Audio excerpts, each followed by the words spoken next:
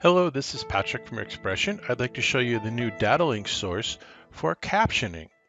I'm in XPression and I have to build a scene that allows data to come into my system from a captioning service, generally third parties, and we want to have this display captioning on the scoreboard at the arena. What I'm going to do is I'm going to quickly come in here and I'm going to create a new scene. And with this scene, I'm going to create 3 text boxes. So I'm going to come over to my object library and I'm going to click the text object 3 times. If I come back over to my object manager, you can see that I have 3 text fields. I'm going to take the third field, I'm going to go to transform, and I'm going to move it down. As you can see on my viewport, I've moved it down so I basically have space for 3 rows. I'm going to come back over to my object manager. Text 3 is still selected. I'm going to hold down the shift key on my keyboard and choose text 1.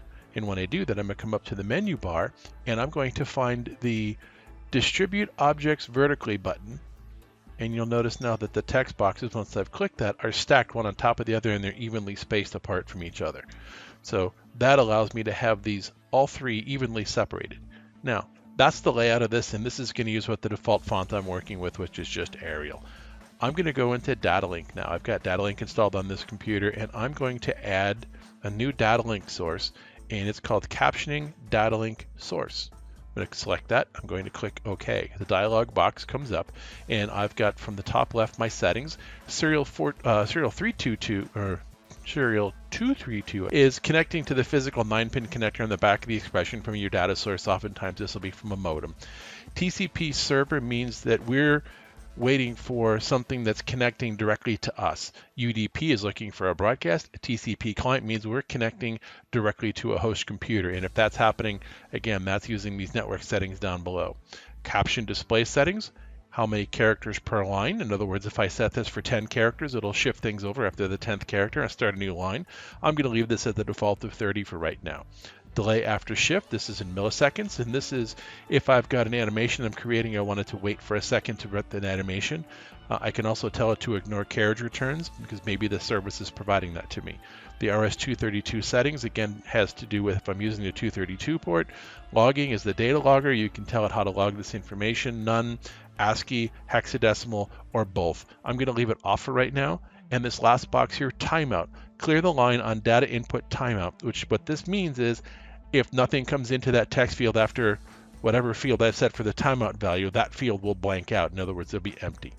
So I'm going to click OK on that, and it's going to bring me back to my XPression data link server. I'm going to name this. I'm going to call it captioning so that I know what I'm looking for. And that's perfect. Now, I'm going to minimize this for a second. I'm going to come back to my text fields in my object manager. From there, I'm going to come over and select the data source tab. I'm going to choose data link. I'm going to click set to choose my data link source, and it's going to be called captioning if you remember, and it'll be alphabetical. I've scrolled through it, so there's captioning, and I'm going to browse, and you'll see that we get 3 fields. By default, 3 fields are sent. If you only want 1 field, only put 1 in there. If you want more, go crazy, put them in there. I'm going to choose line 3 for what I'm doing for line 1 because that's the top field. I'm going to click OK. I'm going to come to text 2 in the object manager, change it to data link, set it. Again, I'm going to choose captioning, and I know that some of you are looking at me telling me there's a shortcut to do this. I'm going to choose line 2 for this. And you also notice these are inverted. Row 1, row 2, row 3, you'll see line 3, line 2, line 1. You'll see why in a minute, but basically this information flows from bottom to top.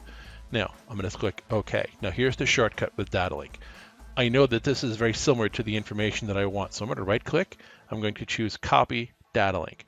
I'm going to go to Text 3 in my Object Manager. I'm going to come back over to the Data Source tab and choose Data Link. I'm going to right-click, and I'm going to choose Paste. And now that I've got that, line 2 is the initial version. I want to increment a row.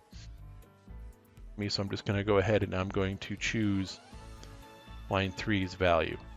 Click OK. Now, let's test this and see if it works. I'm going to ask my data source provider to start sending me a stream. So you can see now it's populating. It's good evening. That goes from the bottom to the top. So it went to field 3 to 2 to 1. And As they go forward, you can see that these will change and automatically move themselves around. And if my data source provider stops sending me data, you'll notice after 2 seconds, each field will go blank. This is done automatically. If you'd like to do this where there's an animation, you probably build this in. You would look at doing different animation types. You could put visual logic to this or scripting. It's up to you how you want to handle it, but this is how you work with the captioning service using an ASCII data stream coming into you for captioning information.